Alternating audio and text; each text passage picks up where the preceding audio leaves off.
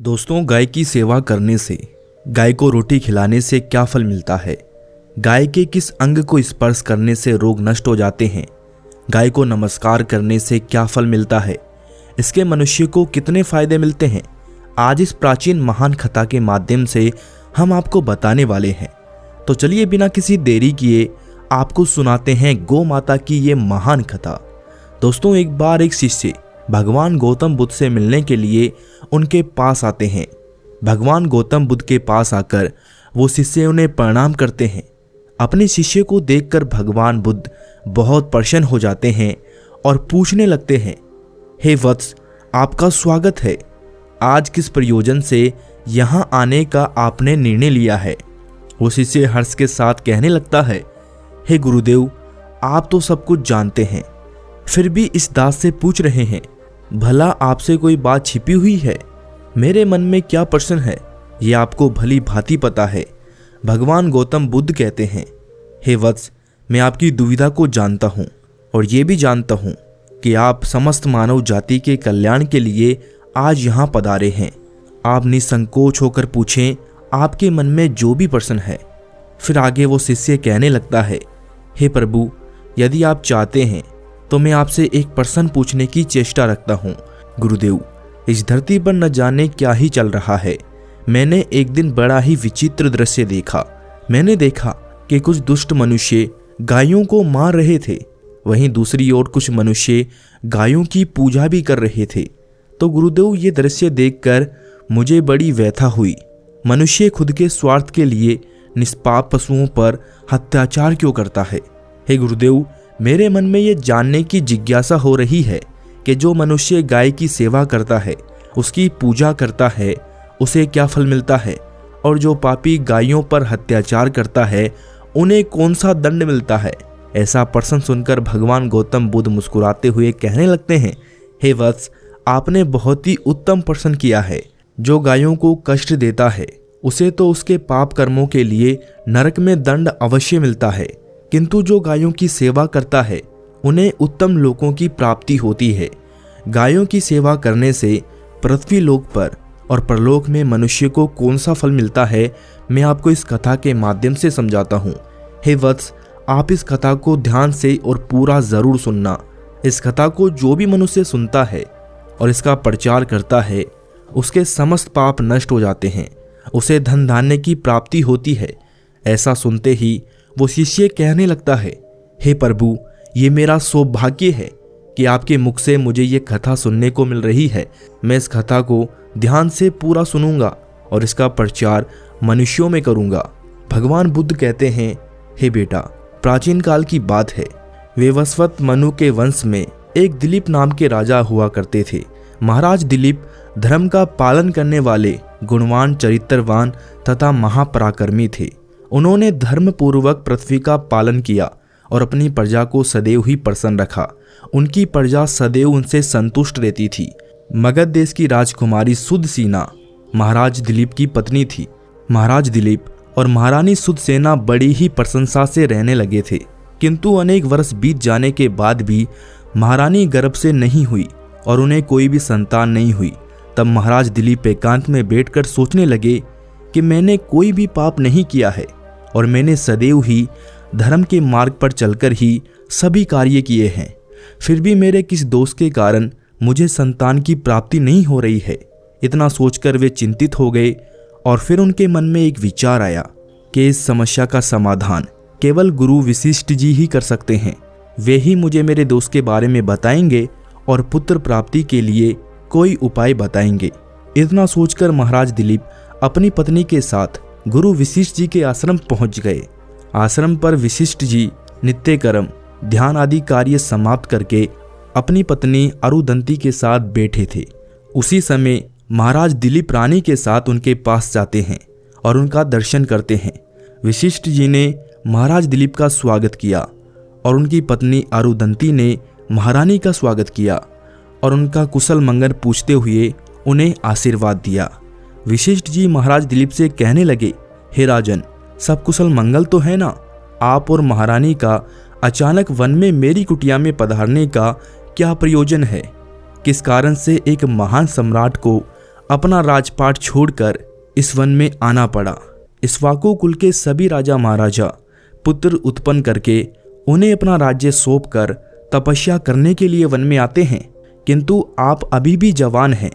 आपने अभी अभी राज्य का कारोबार संभाला है, आपने अभी तक पुत्र भी उत्पन्न नहीं किया है, फिर आप ऐसे अपना राजपाट छोड़कर वन में क्यों चले आए? आप जैसे महान सम्राट को ये शोभा नहीं देता है। फिर महाराज दिलीप कहते हैं कि हे महर्षि, मैं आपके यहाँ पर तपस्या करने नहीं आया हूँ। गुरुदेव, मैं आपके पास सहायता मांगने के उद्देश्य से आया हूँ। कृपया आप मेरी सहायता कीजिए, मैं बहुत ही दुख में हूँ। फिर महर्षि अगस्त्य कहते हैं, हे राजन, आपके जैसे महान सम्राट को भला किस बात की सहायता चाहिए? आप तो स्वयं सभी की रक्षा एवं सहायता करने में सक्षम है। महाराज दिलीप कहते हैं, हे गुरुदेव, मैं आपके पास ये जानने आया हूँ कि मेरे किस दोष के कारण मुझे अभी तक पुत्र की प्राप्ति नहीं हुई है। कृपया आप अपनी दिव्य शक्ति से जानकर मुझे मेरा दोष बताइए और उस दोष के निवारण के लिए उपाय भी बताइए। पुत्र के बिना मेरा जीवन व्यर्थ हो जाएगा, मुझे मुक्ति नहीं मिलेगी। तब महर्षि अगस्त्य कहते हैं, हे राजन, यह तो हास्य की बात है, मैं अवश्य ही आपकी सहायता करूंगा। फिर महर्षि अगस्त्य अपनी दिव्य दृष्टि से महाराज के भूतकाल को देखने लगते हैं तो उन्हें राजा की एक भूल के बारे में पता चलता है। महर्षि अगस्त्य महाराज से कहते हैं, हे राजन, आपसे एक बहुत बड़ी भूल हुई है जिसका आपको ज्ञान नहीं है। जब आप इंद्रलोक में देवराज से मिलकर लौट रहे थे, तभी मार्ग में एक कल्प वृक्ष के नीचे खड़ी गाय और उसके बछड़े को आपने दुर्लक्ष्य किया था। वो गाय और उसका बछड़ा अत्यंत भूखे और कष्ट में थे। आपने उस कामधेनु गाय को ना तो भोजन कराया और ना ही उसे नमस्कार किया। उस गाय ने आपसे सहायता भी मांगी, किंतु आप अपनी प्रशंसा में खोए हुए थे और आपको उस गाय की पुकार भी सुनाई नहीं दी। आपकी कृतज्ञता को देखकर वो गाय अत्यंत दुखी हुई और उसने आपको श्राप दे दिया।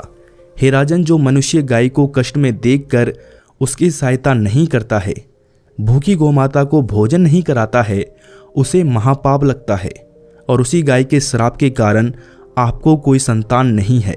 इस प्रकार से महर्षि अगस्त्य ने महाराज दिलीप को उनके दोष के बारे में बता दिया, जिसे सुनकर महाराज बहुत दुखी हुए और पश्चाताप करते हुए कहने लगे, हाय, ये मैंने क्या कर दिया, मुझ पे धिक्कार है।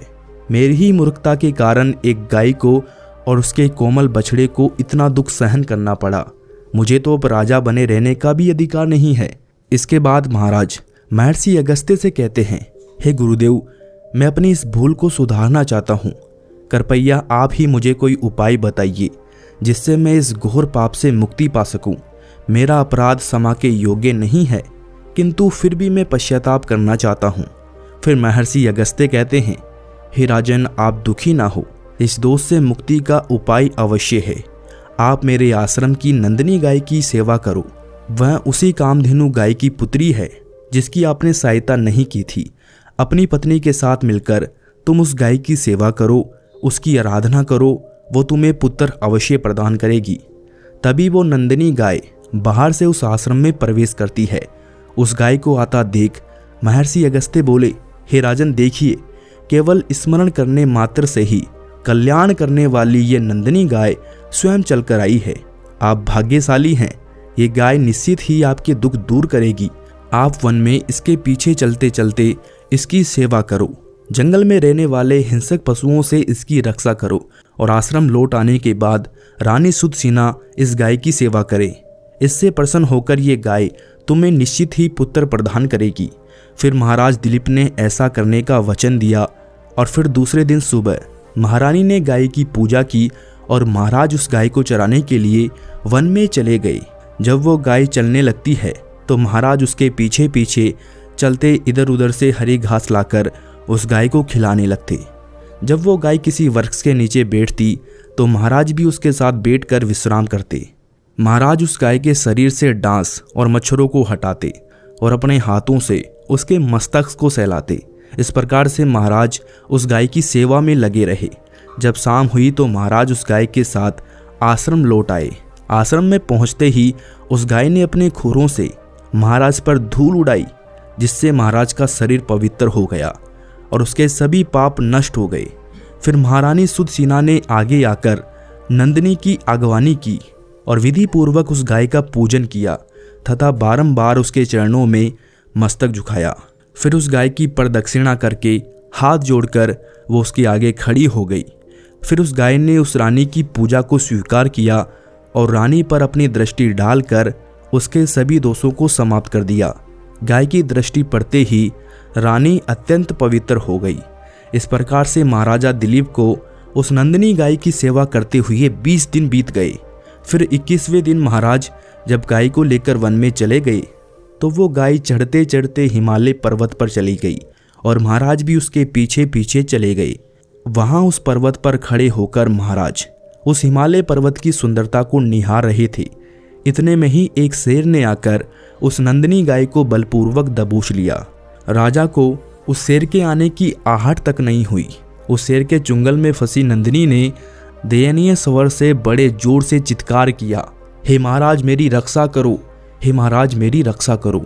जैसे ही महाराज ने उस गाय की पुकार सुनी तो उन्होंने देखा कि एक भयंकर शेर ने उस गाय को दबोच लिया है और उस गाय की आंखों में आंसुओं की धारा बह रही है, जिसे देखकर महाराज व्यथित हो उठे और उन्होंने तुरंत ही अपना बाण निकाला और धनुष की डोरी पर रखा और उस शेर को मारने के लिए प्रत्यंचा खींची। उसी समय उस शेर ने महाराज की तरफ देखा। उस शेर की दृष्टि पड़ते ही महाराज का शरीर स्तब्ध हो गया, उनकी शक्ति क्षीण हो गई, उनका सारा बल नष्ट हो गया। अब उनके अंदर बाण को छोड़ने की शक्ति भी नहीं बची थी।